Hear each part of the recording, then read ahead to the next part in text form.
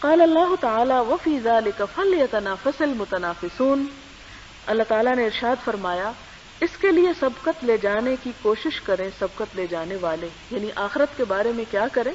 کہ جو آگے بڑھنا چاہتے ہیں وہ اس بارے میں خوب آگے بڑھیں۔ حضرت سہل بن سعد رضی اللہ تعالیٰ عنہ سے روایت ہے کہ رسول اللہ صلی اللہ علیہ وسلم کی خدمت میں مشروب پیش کیا گیا، آپ نے اس میں سے نوش فرمایا۔ آپ کے دائیں جانب ایک بچہ بیٹھا تھا اور بائیں جانب بزرگ لوگ بیٹھے تھے۔ آپ نے بچے سے فرمایا کیا تم مجھے اجازت دیتے ہو کہ میں یہ مشروب ان بزرگوں کو دے دوں، کیونکہ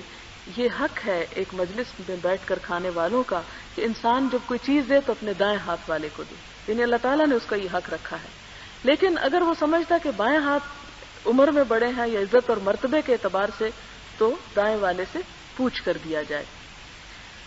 بچے نے عرض کیا نہیں خدا کی قسم یا رسول اللہ صلی اللہ علیہ وسلم، آپ کی طرف سے اپنے حصے پر میں کسی کو ترجیح نہیں دوں گا، یعنی جو چیز آپ مجھے دیں گے وہ حق میں اپنا نہیں چھوڑوں گا۔ تو رسول اللہ صلی اللہ علیہ وسلم نے مشروب کا برتن اس بچے کے ہاتھ پر رکھ دیا کیونکہ وہ اس کے لیے ایک بابرکت چیز تھی۔ حضرت ابو ہریرہ رضی اللہ تعالیٰ عنہ سے روایت ہے، کہتے ہیں کہ آپ صلی اللہ علیہ وسلم نے فرمایا کہ حضرت ایوب علیہ السلام کپڑے اتار کر غسل کر رہے تھے کہ ایک سونے کی مکڑی ان کے اوپر آ گئی۔ حضرت ایوب علیہ السلام مکڑی کو اپنے کپڑے میں بند کرنے کی کوشش کر رہے تھے کہ بارگاہ خداوندی سے ندا آئی، اے ایوب کیا ہم نے تم کو ان چیزوں سے بے پرواہ نہیں کر دیا جو تم دیکھ رہے ہو؟ عرض کی ہاں، آپ کے عزت و جلال کی قسم، لیکن پروردگار میں تیری برکت سے بے نیاز نہیں ہو سکتا، یعنی ایک چیز جو تو مجھے بھیجے اس سے میں کیسے بے نیاز ہو جاؤں۔ یہی وجہ ہے کہ ایک مرتبہ حضور صلی اللہ علیہ وسلم نے کچھ چیزیں تقسیم کی۔ آپ کا طریقہ کار یہ ہوتا تھا کہ جب بھی باہر سے کوئی چیز آتی تھی آپ جو بھی آپ کے صحابہ کرام تھے یا عزیز دوست تھے ان میں سب کو برابر برابر تقسیم کر دیتے۔ پھر اسی طرح مال غنیمت بھی اپنے اپنے حق کے مطابق آپ صلی اللہ علیہ وسلم تقسیم کر دیتے تھے۔ ایک دفعہ اسی طرح کچھ چیزیں آئیں اور حضور صلی اللہ علیہ وسلم نے حضرت عمر کو حصہ بھیجا،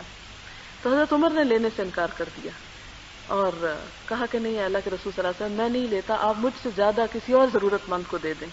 تو اس پر آپ صلی اللہ علیہ وسلم نے فرمایا کہ ما جاءک من غیر مسئلۃ، کہ تمہارے پاس سوال کیے بغیر جو چیز ہاتھ آتی ہے اس سے انکار نہ کرو، فخذہ وتمولہ، اسے لے لو اور اسے اپنا مال سمجھو۔ یعنی سوال کرنے کو برا سمجھا گیا، لیکن اگر بغیر سوال کے اللہ تعالیٰ کی طرف سے کوئی نعمت آئی تو اس سے انسان بے نیازی نہ برتے یا اسے حقیر نہ سمجھے یا اس کے بارے میں تکبر نہ کرے۔ پھر ایسا ہی حضرت عمر کے ساتھ ہوا کہ ایک مرتبہ آپ کوئی چیز تقسیم کر رہے تھے تو آپ کے کسی ساتھی نے اسے لینے سے انکار کیا کہ آپ مجھے نہ دیں کسی اور کو دے دیں، تو اس پر آپ نے یہی واقعہ سنایا کہ ایک دفعہ میں نے حضور صلی اللہ علیہ وسلم کے ساتھ یہی معاملہ کیا تھا کہ آپ مجھے دے رہے تھے اور میں نہیں لینا چاہتا تھا، تو آپ نے مجھے یہی کہا کہ جو تمہیں مانگے بغیر دیا جاتا ہے اس سے انکار نہ کرو، کیونکہ یہ یعنی اس طرح کی کسی چیز کا آنا دراصل اللہ تعالیٰ کی ایک خاص رحمت ہوتی ہے اور اللہ تعالیٰ کی طرف سے ایک برکت کی چیز ہوتی ہے، جس کے بارے میں فرمایا کہ جس طرح حضرت ایوب نے کہا کہ اللہ تعالیٰ میں آپ کی برکت سے بے نیاز نہیں ہو سکتا، جو چیز تو نے اچانک بھیج دی اس کو بھلا میں کیوں چھوڑ دوں۔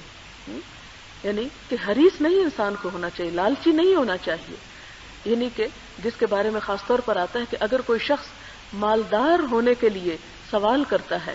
تو وہ اپنے لیے دراصل جہنم کے انگارے سمیٹ رہا ہے، اور سوال کرنے والے اور بھیک مانگنے والے کے بارے میں تو آپ مختلف احادیث جو ہیں وہ پڑھ ہی چکے ہیں کہ قیامت کے دن ان کا چہرہ جو ہے وہ اپنے ہی یعنی پیتل کے ناخن ہوں گے، اپنے ہی چہرے کو خود نوچ رہے ہوں گے اور ان کی شکل بدترین شکل ہوگی قیامت کے دن۔ لیکن